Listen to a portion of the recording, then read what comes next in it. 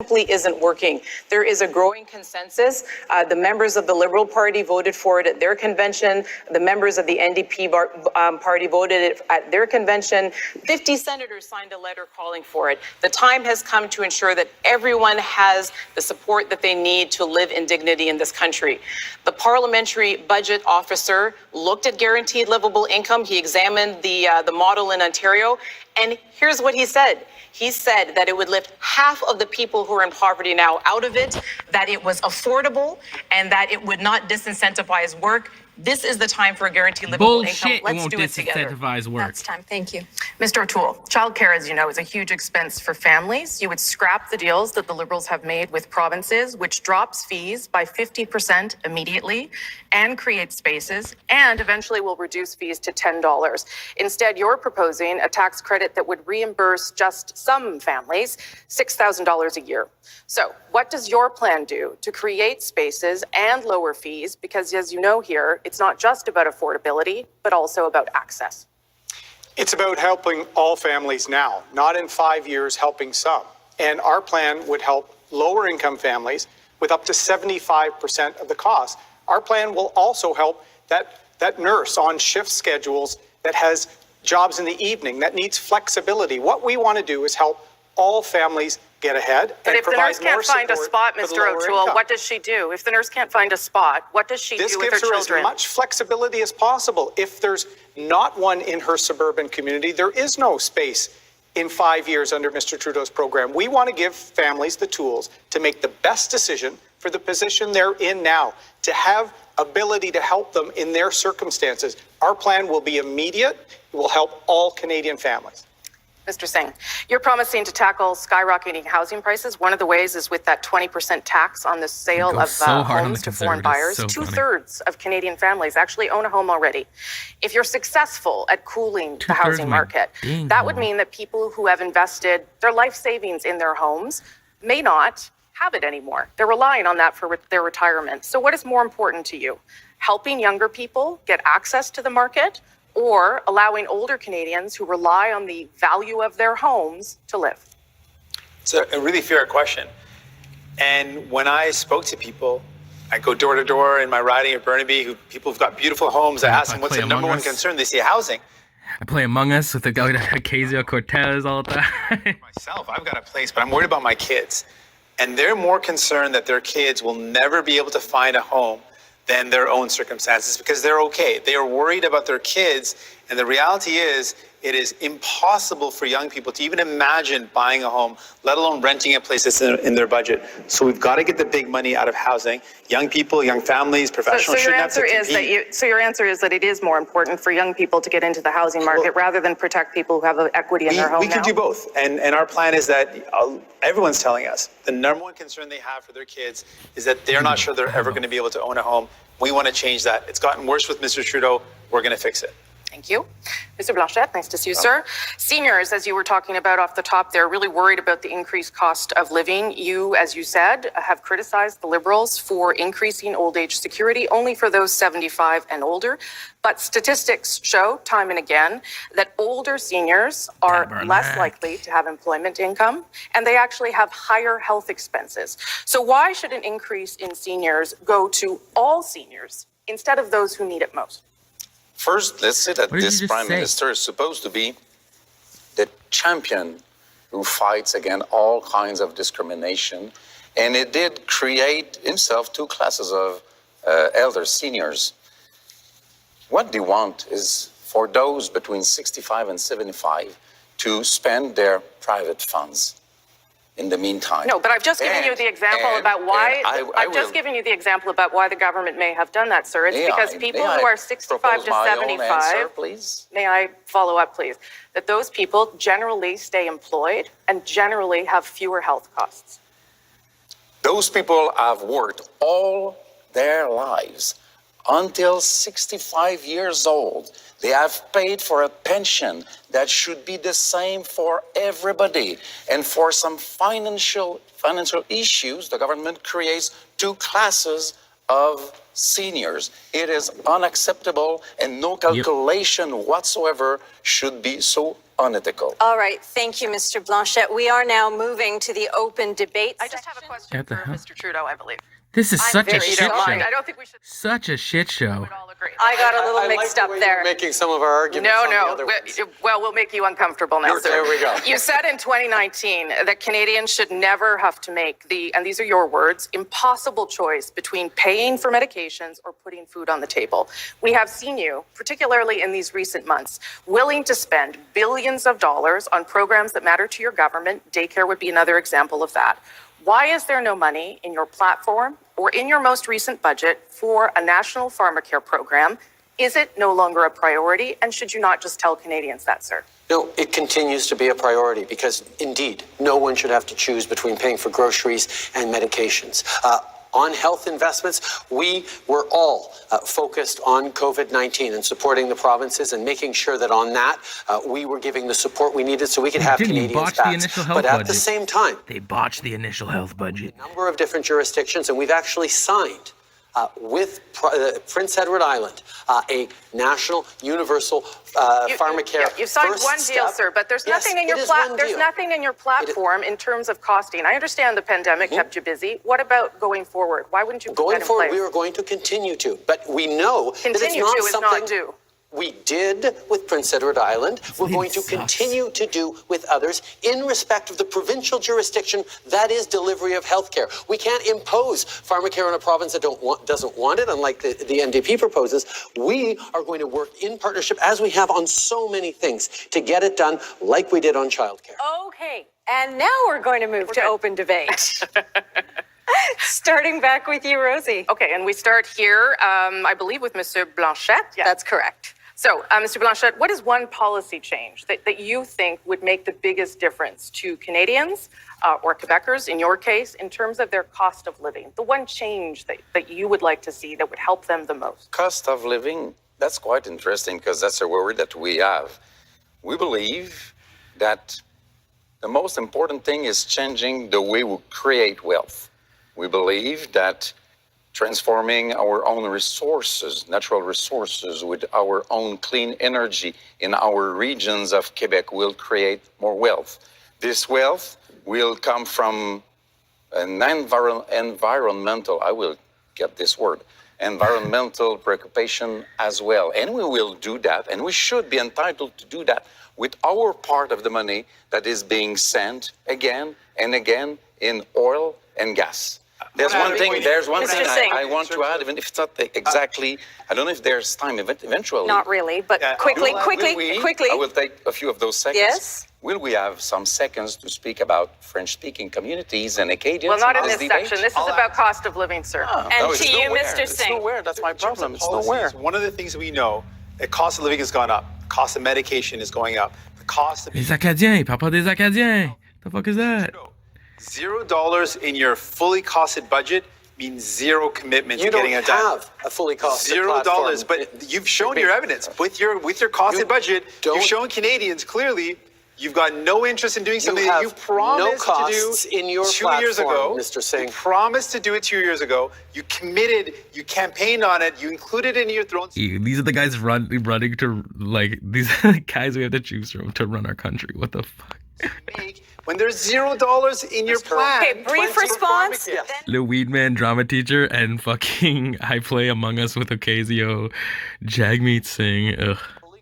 You know what's weird? All these politicians use Nation Builder, which is an American political company, to like run their campaigns and their like online platforms. It's really weird.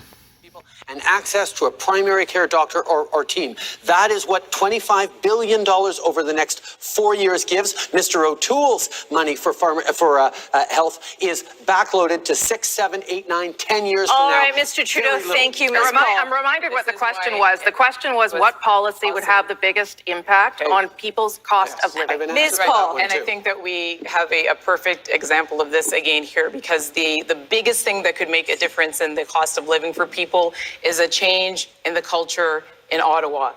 It is so painful for me because I've had the experience of, again, having my grandparents work until they were 75 and living 600 and 800 square feet and wondering how we were going to feed ourselves some nights. I've had that experience, and I know that one day of delay is too much. So when I think that we could have been in Parliament now working to get people the help that they need. What is the policy, Ms. Paul? These are anecdotes. What is the policy? It's not an anecdote. The thing that we need is a change in the culture. I see you, Mr. It's a change in the culture because there are several parties on this platform right now that agree on guaranteed livable income and universal pharmacare and childcare. But it's always soon come. It's always soon come. All right. Thank you, Ms. Paul. Mr. O'Toole, you've been waiting. I'm going to get you in. We're doubling the Canadian workers' benefit. That amounts to $1 per hour raise for working families.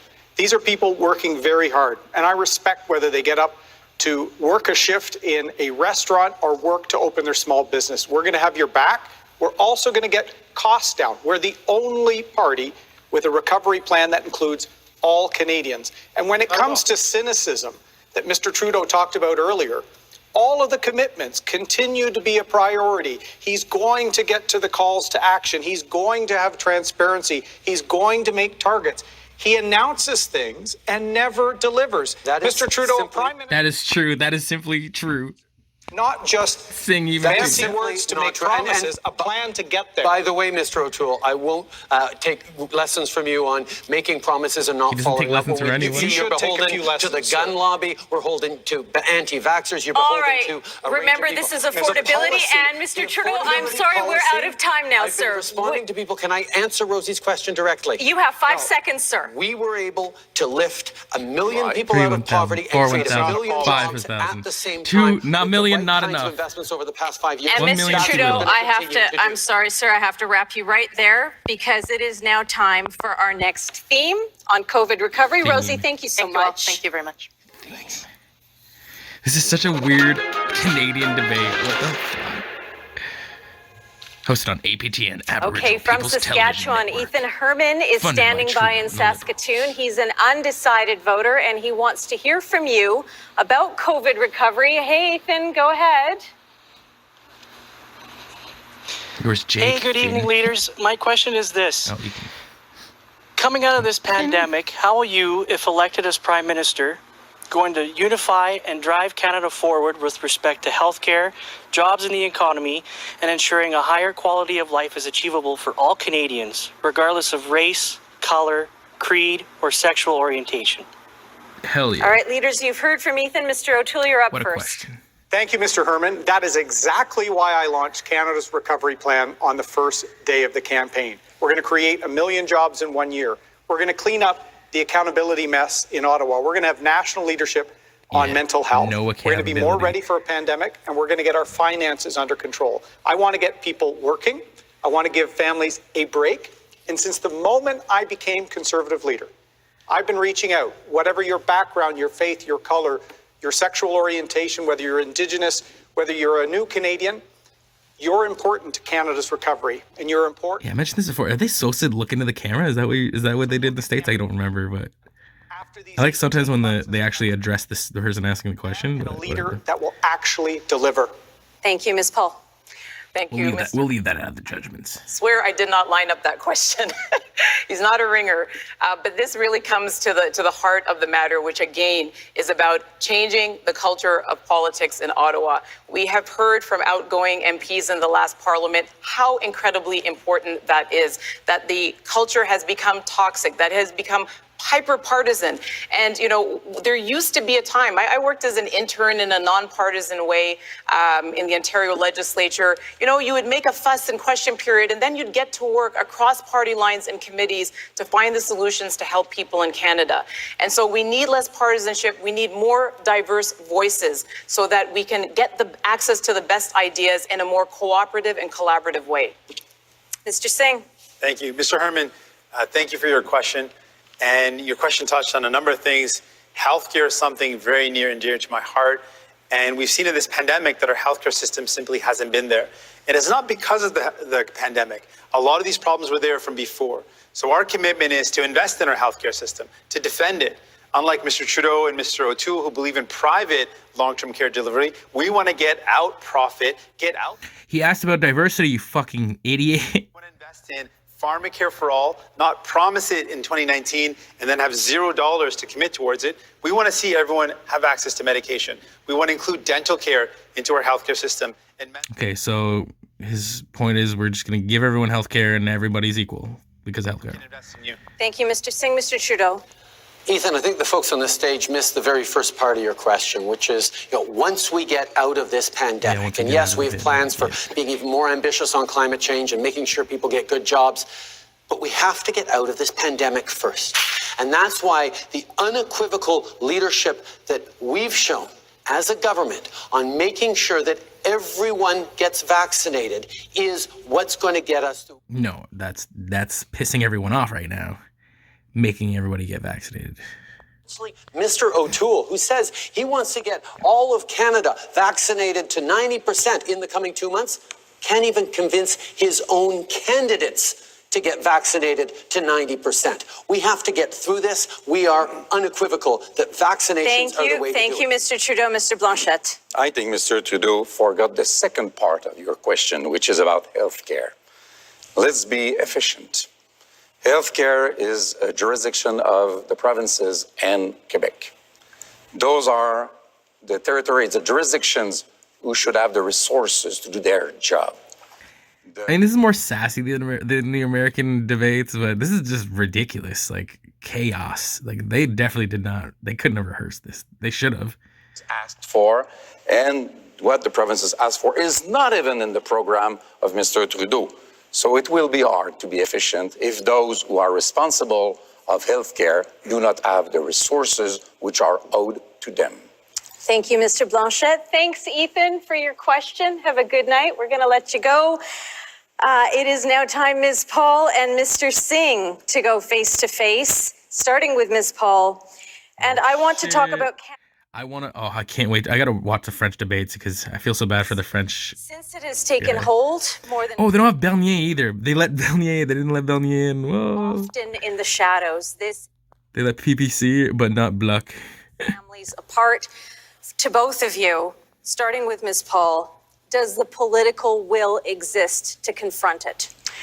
We called many times during the last session of Parliament across party lines again for us to first recognize that this was a national health emergency and then to decriminalize simple possession because we know we need to end the stigma and create a national safe supply program. We asked every party to do it because 17 lives on average are being lost every day. We didn't hear any. We're talking about COVID and this automatically going to drugs. Come on. About unity. Can we not unify on something like this where it's clear what we need to do? If we can't do that, then none of these other things are possible. And so that's what we have to try to do. We definitely need to respond to this crisis with everything we have.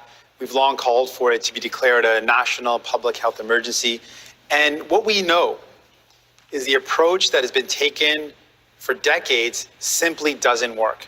The approach of arresting someone, putting them through the criminal justice. What we need is to make it easier for Big Pharma to distribute their fucking oxycodone, fentanyl throughout the population by decriminalizing it and creating non-fear of the taking the drugs and lack of consequences so that more people, I get it. No, it's saving lives because you prevent them from getting in trouble and the jail ruins their lives.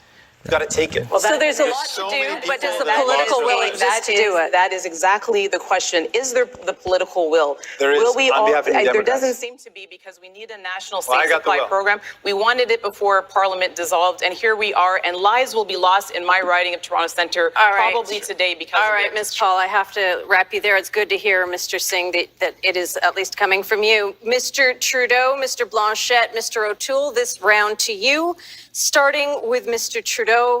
Why are you so During the white? pandemic, Canadians watched in horror the suffering of their most vulnerable and frail loved ones in long-term care.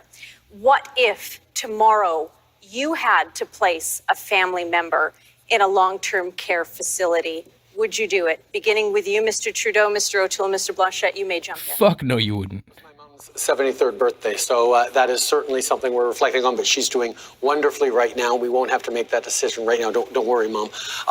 The reality is we've heard from seniors across this country who've been tremendously worried through this pandemic, and family members worried about that. We know that the conditions of work for the people who are in those long-term care homes are often dictating the conditions of care for seniors, which is why we propose to hire 50,000 new personal support workers, working with the provinces with the money for that.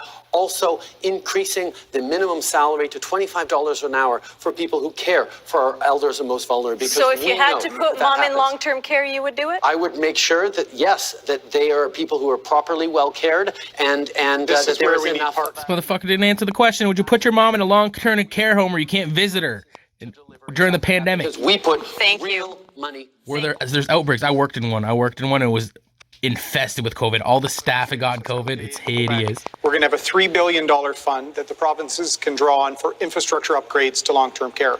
That's in addition to our record, almost $60 billion commitment over 10 years to the public healthcare system. Universal access with no conditions. Yeah, just to go a little bit more into this, the nurses did not know which people were in what rooms. They're like, is this a quarantine room? Is this a COVID positive room? COVID negative room? People running back and forth all day. You got Mexican cleaning crews. You got blah, blah, blah, blah. They're telling the security forces you can't speak. You can only speak English because the patients, they freak out. Meanwhile, you got like the nurses are speaking Swahili, Somalian, Mexican.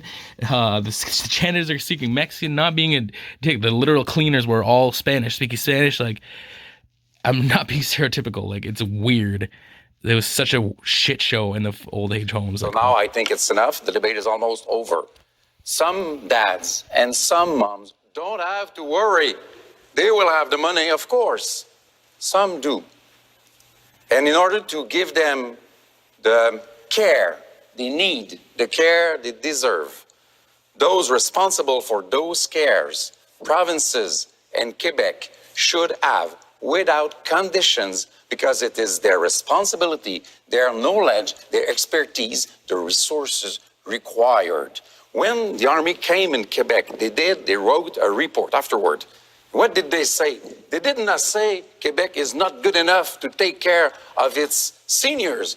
They said they lacked resources. They lacked the money. Thank you, Mr. Blanchet. Leaders, we are starting to get at. Here, har har. I am sorry, Mr. Trudeau. You've had the most time tonight. I'm sorry, Mr. Trudeau. We are now moving on to our Trudeau had the most time, and he probably because he paid for all the friggin' media. TV news. He's going to be putting questions to you. He dumped all the health budget into the media.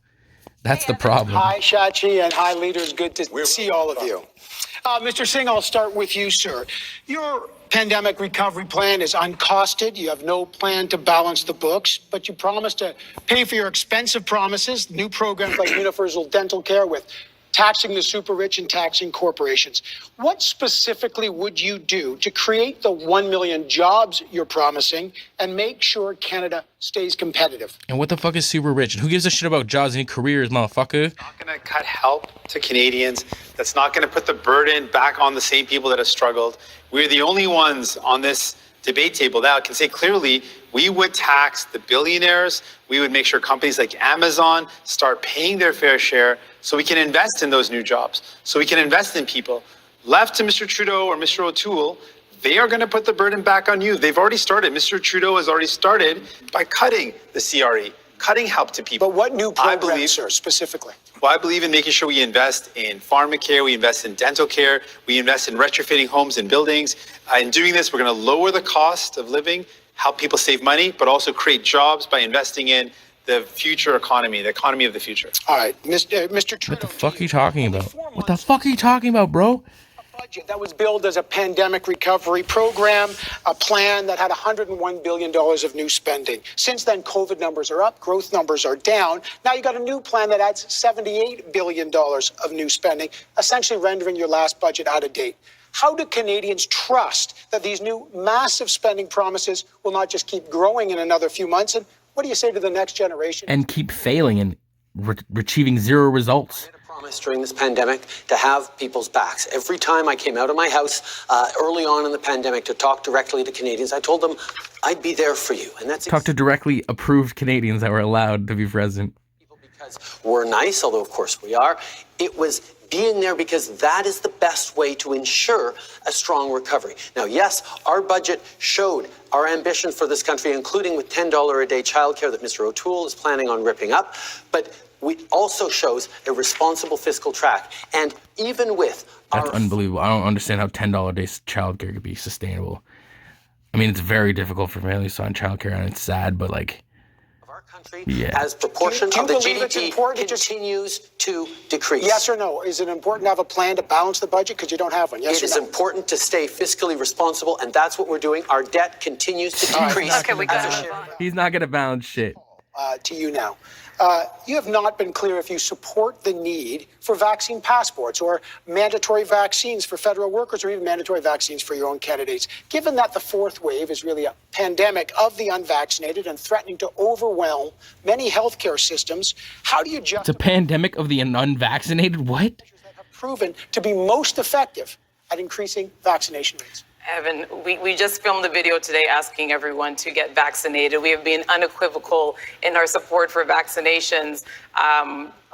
Mandatory vaccinations and vaccine passports. Well, again, this is just this is again where policy gets put aside for partisan advantage, because everyone on this stage understands that everyone who can be vaccinated should be vaccinated. We need to encourage people to do it. Vaccine saves lives. And every single person on the stage has also said that, of course, there are going to be people who are not able to get vaccinated for certain reasons, and we have to reasonably accommodate them. We will always be guided by the science. Actually, Canadian scientists and stuff say that vaccine exemptions almost don't exist and would never exist. There's almost no reason for exemptions. A $60 billion increase in healthcare transfers over the next 10 years, but according to the Independent Parliamentary Budget Officer, it's actually only a transfer of $3.6 billion for the next 5 years, which is not much different than the status quo.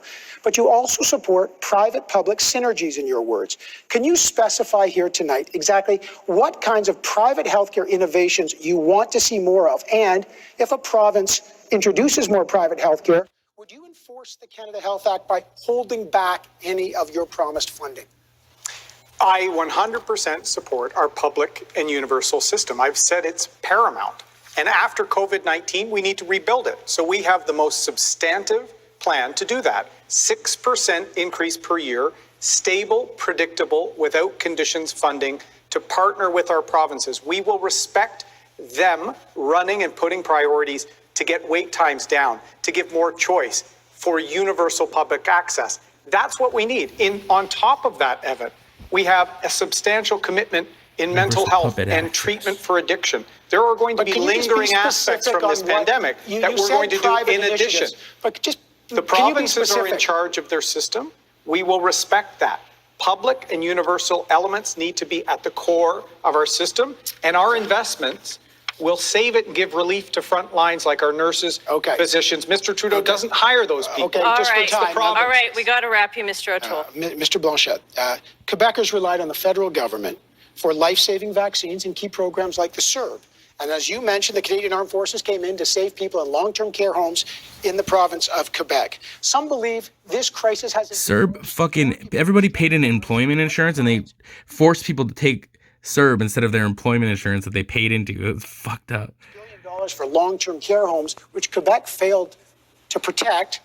Why should they not also enforce national standards? I have still not heard from all those brilliant people all over the place and all over Canada what a Canadian can do that a Quebecer cannot do. In what way whatsoever would a Canadian norm be any better than a Quebec norm? I don't see that. And I'm not, I don't have this complex. I don't feel that I'm any lesser person than a Canadian because I'm a Quebecer. National standard. If you pay for something, should you be able to enforce it? National norms or standards. And I would say that the Premier Legault of Quebec today said no one is to be entirely trusted in this group of people. Some are worse than others. I think they recognize themselves. But even those who are a little bit less terrible, need a watchdog because they're not entitled to a majority government. So, if Quebecers want, I will lead the watchdogs. Okay, this is the open debate section. And I'll start with you, Mr. O'Toole, but everyone please jump in. Hey, did you just call out that all these elected officials are fucking puppets and they're all under watchdogs? Hell yeah, Quebec watchdog. Let's see this. Where's fucking Need of support and other industries experiencing real labor shortages. What specific programs? Where's my boy Bernier? What will go in the next year, and who will pay for all of this? Mr. O'Toole. That's a great question, Evan, because we didn't see the government adapt to the changing crisis. What we supported, and we all worked together, the wage subsidy to serve, needed to be adapted as there were labor shortages in Quebec, as we can't find enough people for restaurants and service industries. We need to target the highly impacted sectors. That's what our plan, Canada's Recovery Plan, does. We get those service, tourism, restaurants back on their feet, get people working, and with keeping cases low, we can then wind down the other programs because we need to focus on work. We have a job boost that will actually incentivize the hiring of people that have been out of work for 10 months or more. Mr. O'Toole, let Mr. Singh in. Mr. O'Toole and Mr. Trudeau are jumping over each other about who's going to cut help to people first. I don't agree with that approach. I don't think it makes sense to say, I'm going to have people's back, but I'm going to cut as quickly as I can. I'm going to cut the help to people who need it as much as they can. We're the only party right here clearly is going to say to you, you're not going to have to pay more. We're not going to cut any programs. We're going to ask the 44. We're giving working Canadians. Hold on a second. We're going to ask the 44 richest billionaires pay their fair share for I once. think That's what everyone we're can going to do. respond to that because this is the second time that Mr. Singh has said we're the only party where just us. Mr. Singh, you know that that's Hold on, Mr. no, Singh. unless you're trying to ghost me, you know that you're we right, also okay. Sure, so the yes, as well. That's okay. two of us. Thank You're right. you. All right, Mr. Trudeau, you're trying to get in. Mr. Singh continues to protect two of us? Oh my no god. difference whether there is a progressive government or a conservative, or progressive government or a conservative government. We know that it makes a huge difference to families, whether they have $10 a day childcare, whether they have a government that has their back, a government that has a plan to move beyond the Harper targets on fighting climate change. Now, Mr. Singh may feel that for the NDP, it makes no difference who forms government. I know for Canadian families, Mr. Blanchet, you haven't been in yet. Mr. Blanchet. Translate subvention salariale. Wage subsidy. Wage subsidy. Did any of you three guys refund the wage subsidy that you received up to about $3 million? That sounds kind of nice of Trudeau to help him out with the translation there. Oh. There's an important issue, labor shortage. They are promising jobs. They should be promising workers. Yes. We need people to work. And that raises the question of productivity. This is the most important issue, and some programs should be turned toward that issue. Mr. O'Toole. In this pandemic election that Mr. Trudeau called, after everyone asked him not to, he says he doesn't worry about monetary policy and inflation.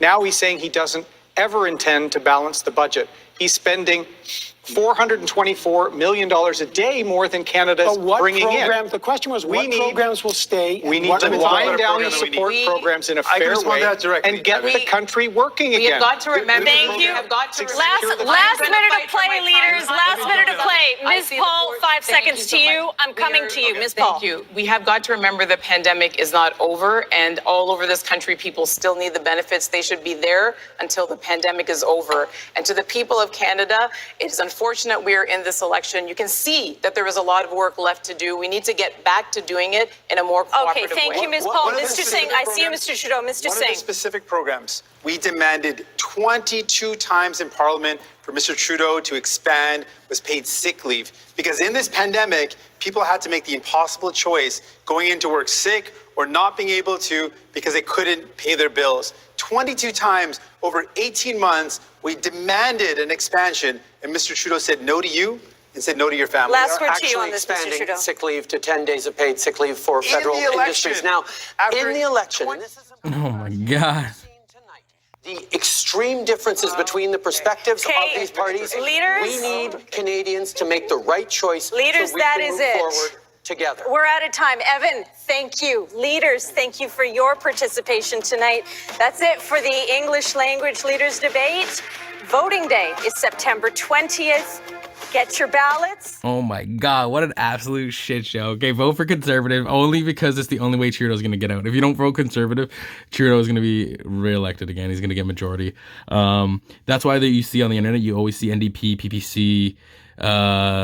Sometimes you see some Green Party freaks out there, but they're really the only way we're going to get Trudeau out or make any change whatsoever is to vote in the Conservatives. O'Toole is a tool, and he's probably just as bad as any other political government affiliate, but I think it's the only way to get change. At least the conservatives have Poilievre, and he's a pretty huge advocate for the economy and Canadians. And if he becomes a turncoat, then he's going to get strung up because he's been very vocal about helping the Canadian people and getting answers about fiscal issues that have been going on in Parliament. So we'll see. The Minister of Housing and Property Management. I don't think they went over reconciliation. They need to investigate Mohawk Residential School yesterday, okay?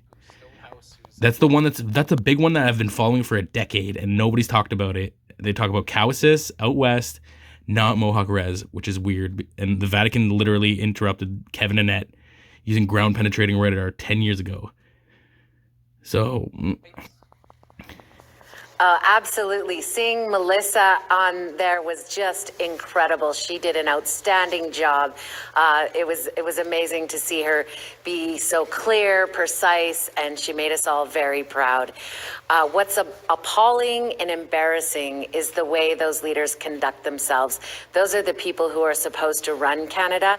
Yeah, good call. Were generalized. There was no clear outcomes, strategies. It was very disheartening and unsettling. Yeah. Will, your thoughts initially here on what we saw? Well, I have to say again exactly what Jody said about Melissa. Just a fantastic job, and want to congratulate her on that. But it was a bit of a gong show. Like, I'm trying to watch it, and it's hard to really hear a lot of it. And we were just talking about this earlier, how I don't know if I'd want that job to try to manage a debate like that. But there is a couple things that came to mind here, and there were some concerning things that were... Trudeau shat money into the media and into APTN this last year to virtue signal. It's literally ridiculous. APTN has been like, I've been watching APTN forever, and it's like literally been poverty tier until the last like 2-3 years where wokeism became like major. But not the elected Indigenous leaders of who are accountable to the people who voted for them. That seemed like a huge gap in there for me. But other than that, yeah, there was a lot to take in, a lot for them to cover, and I thought it was a little bit of a mess there, a little bit of a gong show. Well, we'll talk more. Yeah, no fucking shit. A little later here in the show, we'll also talk more about Melissa. We'll talk with Melissa. She'll be joining us from Gatineau with some of her thoughts. Proud moment here for Trudeau sunk so much money into this media and film industry this year. It's literally insane. Unheard of. Like, I don't understand how he's still prime minister. Act, bureaucracy, these types of things if Melissa wasn't there. Well, you might also notice that Daryl Stranger has joined us here on the desk. Daryl, you were watching along. What we're looking for some of the highlights. What stood out for you? Yeah, Dennis, well, I mean, there was a lot of back and forth, but a highlight, like you said, for us here at APTN, was a journalist in these debates. Very own Melissa Ridgen hosted the open debate on reconciliation, starting with a question about dismantling of the Indian Act. Here's a little bit of that. I think if there's one thing that Canadians and Indigenous people can all agree upon, it is that this Indian Act system is not working for anybody. How would you dismantle this broken top-down system, and what would you replace it with that would ensure that Canada still is living up to its constitutional obligations to Indigenous people? First of all, we are looking forward to dismantling the Indian Act. It is a commitment of ours, but it is not something that Ottawa gets to decide. And what replaces the Indian Act will vary from community to community as we live up to our obligations. And that's why over the years, as we've moved towards self-government, we have accompanied communities, some who want to start with health, some who want to start with education, some who want to start with economic development. Every community, every nation across this country. Okay, listen, most reserves in Canada, a lot of them have potable water issues. A lot of them, most of them don't have fucking internet connections or access to like networking services, like cell phone networking. So get those two issues resolved first. Stop virtue signaling, and investigate the hundreds of red schools. Treaty resolution. There are some treaty negotiations, Ms. Ridgen, that have been going on, as you probably know, for decades. We need to solve it, and we need to work with Indigenous leaders. There's incredible Indigenous leaders in nonprofits, in the private sector, in industry, in... Not really. As an Indigenous person, most of the Indigenous leaders are corrupt and waste spending, waste our money, waste government spending on our reserves. Fact check. And then Mr. Trudeau, I'm coming to you, Mr. Trudeau. I'll just jump in on this one point. I think absolutely the solution has to be Indigenous-led. And I think that's the starting point. And for a long time, we've seen that there's been a top-down approach that has to change. It has to be Indigenous people at the table. But I want to talk about the impacts, so just we understand how severe this is, how the Indian Act is creating injustice and perpetuating injustice. I spoke to B, who's a young woman, a young girl who lives in Niskandiga. And she told me, in her own voice, she said, I'm a 12-year-old girl and I'm fighting for clean drinking water. How does that make any sense? Those words haunt me to this day. I think about what 12-year-olds do, and they certainly aren't fighting for clean drinking water. That is a legacy. That is the impact of the Indian Act. I really just want to try to recenter our conversation. I want to try, Trudeau. I wanna. To fulfill the many unfulfilled promises and commitments that have been made. And I would say, perhaps to pick up on what has been said, that it seems all too often that reconciliation is treated like a buffet. You can opt in for this, pick this plate, but not the other one. Yep. Well, that's not how a buffet works, but I get what she's saying. Question of the leader's answers about dismantling the Indian Act. Well, no one talked about investing in First Nations governance, in investing in First Nations leadership, and investing in our infrastructure, legal tradition building. So, how are the ways that we are going to govern ourselves once the Indian Act is removed? What are the ways in which we are going to be in relation with the Canadian state? So that was missing. What I loved on social media was that, Jody Wilson-Raybould is winning, the race today, as well as the hashtag around, reconciliation as a buffet. So there's a lot to unpack in those statements, as well as what Bill had mentioned earlier around O'Toole's statement around our leadership. He didn't mention First Nations leaders, chiefs at all, and that's very problematic and incredibly worrisome. Okay, we're going to talk much more about what the leaders had to say and didn't have. Most of our chiefs are corrupt, though, bitch. Why don't you talk about it? Where our Melissa Ridgen, I understand, is standing by. She, of course, was one of the journalists taking part in tonight's debate. You can't just slap a fucking Indigenous fucking art tie and a fucking floral suit and call yourself Native. With reasons. For someone who was directly involved in tonight's debate, is there anything that sticks out for you? Hey, good to see you guys. How could you not say what stuck out tonight? APTN was there. Reconciliation was discussed, like a full block of it, right? It was interesting, people saying, oh, thank you, at the beginning of this debate. Okay, yeah.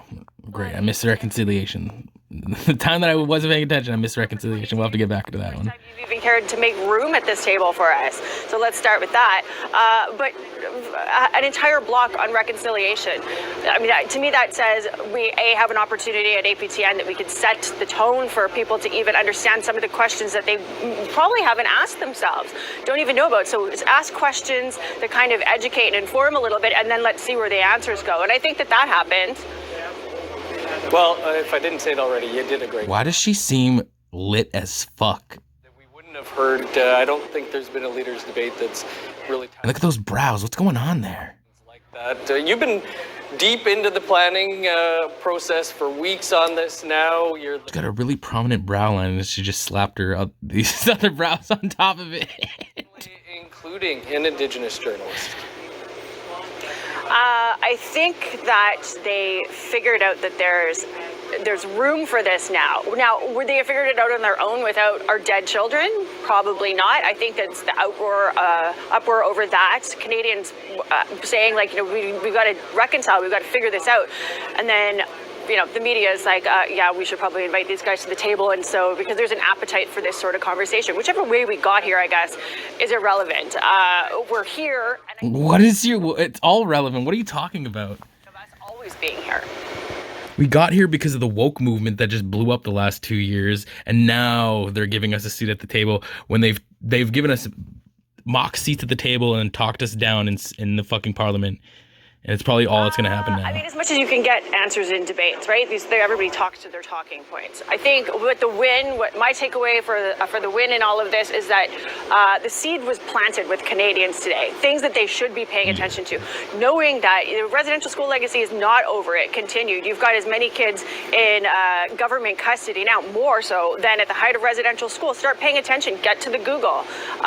Start educating yourself. Maybe people should start flipping back through that TRC report. There's a whole bunch of gems in there that I think people weren't paying attention to. To the Google. Go to the Government of Canada website, start reading some of the bills and mandates. Regardless of what the answers were, I think that the questions should be enough to get people thinking, and I hope to see that. Look up how many Indian reservations are in Canada, unceded and ceded, and the territories in Nunavut and stuff, and Northwest Territories, and then ask yourself why you don't hear from these people. We have no fucking internet or fucking cell phone service. Jason LaRue here, working like a dog. It was great. Yeah, the whole crew, the debate crew was amazing. This production was. The other half doesn't have water. The other half is getting harassed by police. Federal election or not. Police don't harass people outside the residence. My 30 years of living in Canada, I've not heard of police harassing people that aren't native or around the reses. Everyone else who's been harassed has deserved it. They're a fucking drug dealer, some type of idiot that's doing something that's bringing on the attention of the cops that they shouldn't be doing. The only places where I see innocent people just getting fucking attacked and labeled and is around residences, reserves. Which again doesn't get addressed, but you hear all these Muslim immigrant people coming into random cities and asking for free housing and shit, and saying Black Lives Matter and we need free housing for residential school survivors, but none of the people benefiting from the free housing have anything to do with the res. Like, what? Sometimes you see some native people and some res survivors, but a lot of the times I see immigrants. I don't see Native Americans without a country to preserve their culture getting assisted with free housing. And also, I don't believe in free housing. It's ridiculous. Because in this year of any years, I believe in government assisted housing. I believe in welfare. I don't believe in free housing. Everybody wants a free house. All of a sudden, because of our attention spans are so short, 144 characters, that we have to. This guy just based everybody's attention span off of Twitter's posting policies. Those issues have to be there. Canadians have to understand them, and they have to be able to take them into account when they are marking their ballots, like she said. So very, very proud of her. Jody, to you, anything that Melissa had to say? I mean, the one thing that stuck out for me that Green Party leader Annamie Paul kept saying too was making room for us, making space. Any thoughts on what Melissa had to say? It was really insightful to see the response around the missing and murdered Indigenous women inquiry and the violence that women it's a huge problem experience in this country, and that no one talked about how to hold perpetrators accountable. No one talked about the justice system or systemic racism in their response. So, Melissa brought really important questions to the table that we need to start solving in our own nations, with our own laws, our own judiciary systems, with our own processes, but also how we do that in relation to the Canadian state. So it was fantastic seeing her up there, and she held her own. And in fact, I believe the journalists were far more eloquent and graceful and intelligent than what we saw from the candidates. No comments there. Daryl, we'll head back over to you now. You've got some more highlights. Okay. They're asking questions, they're not answering them. Climate change, as your guests had mentioned in the pre-debate show, it's a huge issue this time around for voters. Moderator Shachi Kurl asked the leaders how they will create effective climate change policy when so many people still don't believe it exists. Here's a little bit of that. How can we achieve real progress when so many people are still debating the fundamentals? Mr. O'Toole, you begin. Climate change is a real threat, not only to Canada and to the world. That's why we have to take a serious plan to tackle it. That's why, as I said, we put our plan out. That's why you never mention the sun. You never mention the fucking poles fucking drifting. And get the economy working again. That is key. We have a plan to meet our Paris targets, but minimize the impact on jobs and investment. We're also going to make major investments. So it makes a lot of sense. We don't want pollution or, burning coal or gas. We're just not also going to mention any other factors that play a part into it, like the moon and the sun and, science.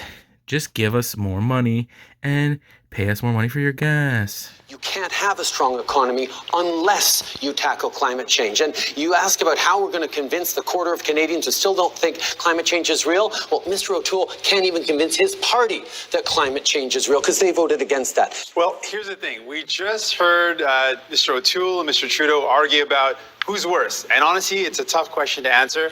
Oh, they were on the opposite sides of his hands moving, but okay. Better is possible.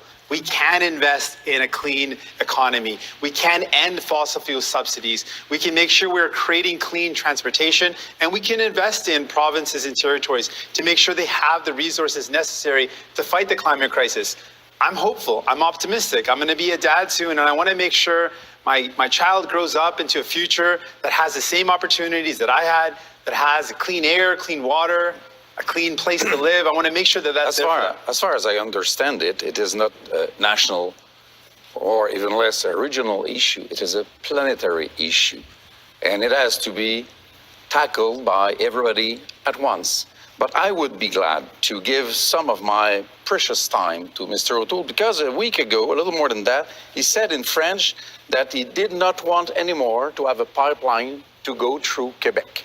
That was quite a statement. He said that in French, no more pipeline through Quebec. I want to hear that in English tonight. Please, please.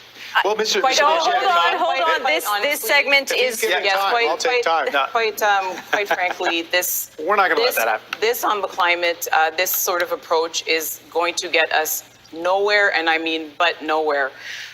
It is, and the question was an excellent one. This is a global issue. This is a national issue. This is a nonpartisan issue, and we have got to be able to come together across party lines.